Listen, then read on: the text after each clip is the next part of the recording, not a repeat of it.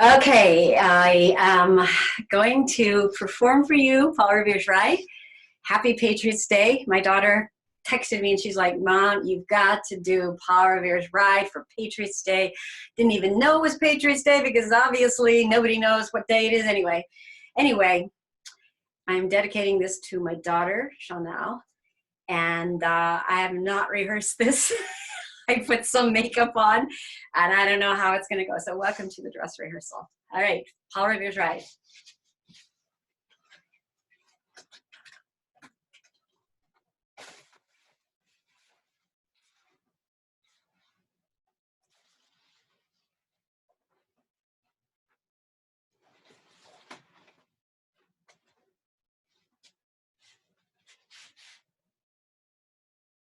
Paul Revere's Ride by Henry Wadsworth Longfellow.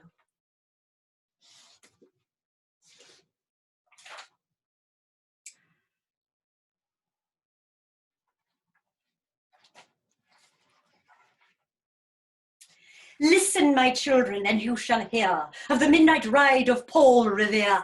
On the 18th of April in 75, hardly a man is now alive who remembers that famous day and year. He said to his friend, if the British march by land or by sea through the town tonight, hang a lantern aloft in the belfry arch of the North Church Tower as a signal light. One if by land and two if by sea, and I on the opposite shore will be ready to ride and spread the alarm through every Middlesex village and farm for the country folk to offer to arm. Then he said, good night, and with muffled awe, he silently rowed to the Charlestown shore, and just as the moon rose over the bay, while swinging wide on her mooring lay, the Somerset, British man o' war, a fathom ship with each mast and spar, across the moon like a prison bar, and a huge black hulk that was magnified by its own reflection in the tide. And so his friend through alley and street wanders and watches with eager ears. Till in the darkness around him he hears the muster of men at the barrack doors. Bom, bom, bom, bom, bom. The sound of arms and the tramp of feet and the measured tread of the grenadiers, marching to their boats on the shore.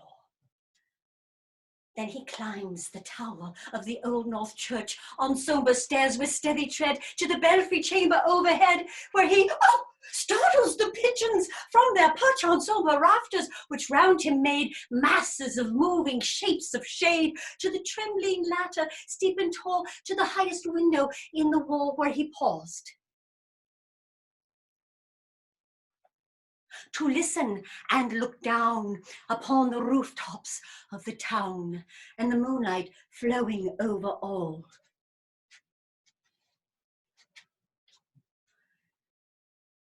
And now, impatient to mount and ride, booted and spurred, with a heavy stride, on the opposite shore walks Paul Revere. Now he patted his horse's side, then gazed at the landscape far and near. Oh, oof. But then, impetuous, he stamps the earth and turns and tightens his saddle girth. But mostly he watched with eager search the belfry chamber of the Old North Church. And lo, as he gazed at the belfry height, a gleamer and then a gleam of light. He springs to his saddle, the brighter heat.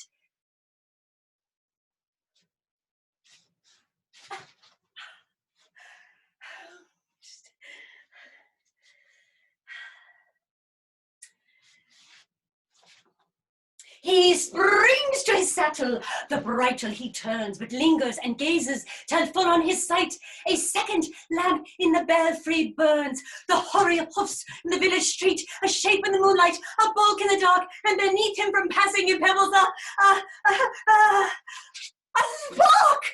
spark struck out by a steed flying fearless and fleet. That was all.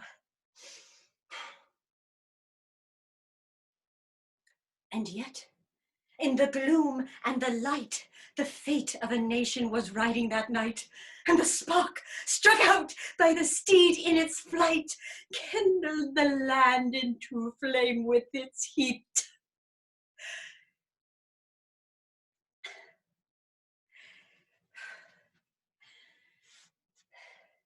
It was 12 by the village clock as he crossed the bridge to Medford town.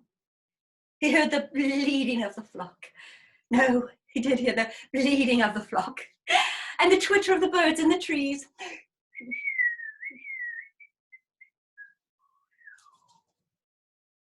Felt the cold breath of the morning breeze blowing over the meadow brown.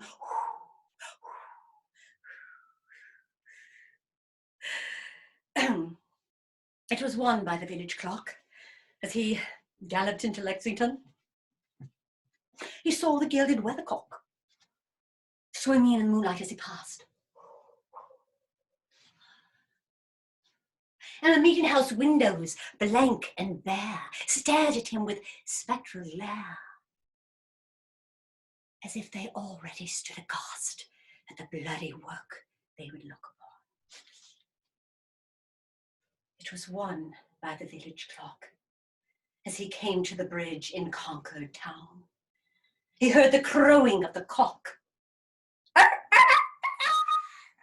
and the barking of the farmer's dog, and felt the cold breath of the morning fog that rises when the sun goes down.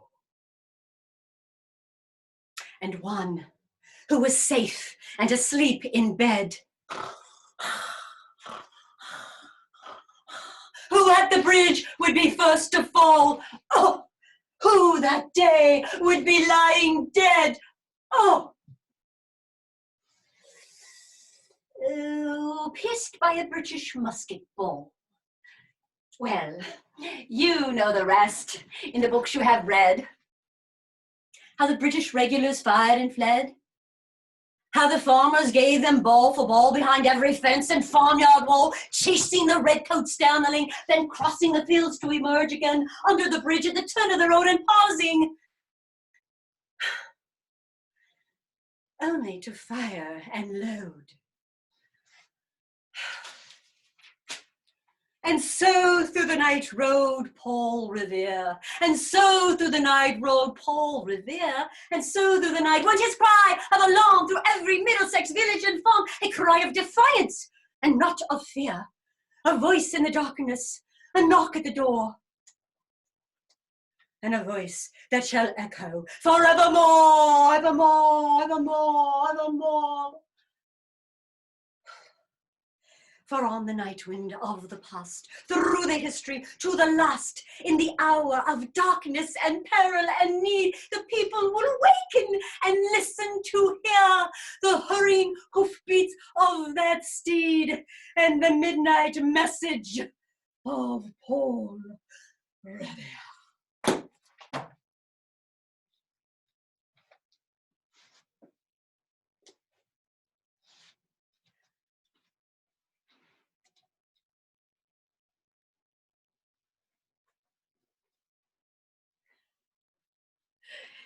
So that's it.